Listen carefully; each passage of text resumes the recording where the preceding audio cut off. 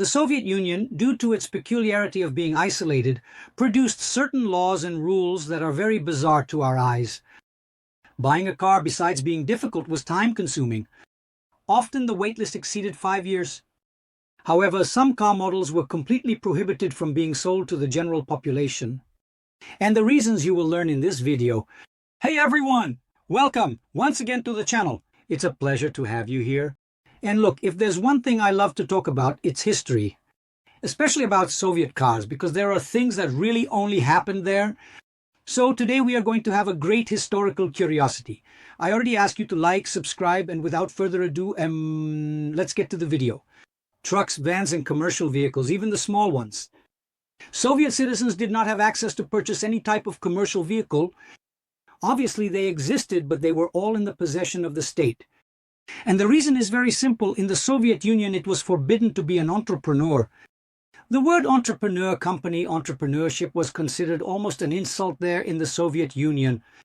Of course, although it went through many years, the Soviet Union lasted a long time, so not all phases.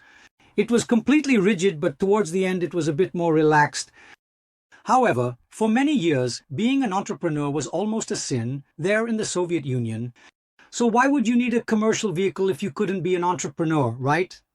And just out of curiosity, every Soviet citizen needed to have a job. If you were caught without work, you could spend 4 months in a re-education camp under the so-called social parasitism law, also known as the vagrancy law. So there was no joking around, everyone had to work. But the fact that you couldn't be an entrepreneur caused problems even for cars, because after all, who would want to take care of the paint, bodywork, mechanics, wheels, tire services, since no one could open a business, right? All of this could only be opened by the government. I mentioned here about the culture of Soviet garages, which was basically the following. After you bought your car, you needed to buy a garage, and they usually weren't next to your house, they were a bit far away. That's because, as in the Soviet Union, there was a shortage of many parts. If you left your car on the street and someone was missing a side mirror, guess where they would get the side mirror from? From your car. You would wake up to find your car stripped. And what made this much easier was that in the Soviet Union there weren't many car models. In general, they were very similar and shared many parts. So the side mirror from one could sometimes fit several other models. Remember that Soviet condominiums were not built with garages. The apartments were made and provided for people to live in for free, but they didn't have garages. And then what happens? On the weekend, usually on Saturdays, they would leave early and go to these garages to take care of their cars. So there you were taking care of your car, the neighbor taking care of his car, etc. And there they exchanged experiences. One who knew more about bodywork and painting would fix one person's car. Another who knew more about tire repair would fix another's car. They exchanged tools because, after all, they weren't very easy to come by. And over time, that became something cultural in the Soviet Union. So every Saturday morning, the wives knew that the husbands would go there, and there would already be some vodka, some pickles, and so on. It became a family environment where they took care of the cars. Of course, there was always someone who stood out more for knowing how to take care of a particular part of the car. And they made a little extra money, right? On the side which was prohibited by the Soviet Union. As I already mentioned, as long as you weren't making a lot of money, something very substantial, they usually didn't bother with it. Minibuses and vans, vehicles like that, were also prohibited for citizens even after being provided by the state. In the last period of the Soviet Union in 1985, and with perestroika, the government allowed people to buy used trucks and buses. They were in fact very cheap. Many people bought them at the time, but soon realized they were very expensive to maintain. Many of them were abandoned in city alleys, leaving a landscape that was, to say the least, sad. Gaz 13 and Gaz 14. This car was popularly known as the Seagull, and it deserves an exclusive episode here on the channel, so make sure to subscribe so you don't miss that episode. The fact is that the Seagull was an executive car, and from 1960 onwards, citizens could no longer buy executive cars. Okay, but then who used these cars?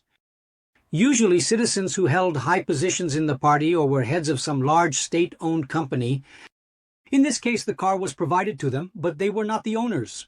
But there was an exception for you to ride in a car, executive car. Do you know when? On your wedding day, man. Because there too, the newlyweds liked to ride in cars that attracted attention, beautiful ones, to take photos and everything else. So how did you do it? You would go to the party office in your city and say what day your wedding would be. The government would then note it down and provide you with an executive car on your wedding day. With the driver, all of this, of course, was free. In quotes, right? Because sometimes you had to slip some money under the table to get it. But it was the only option you had to ride in an executive car. Your wedding day. 4x4. SUV.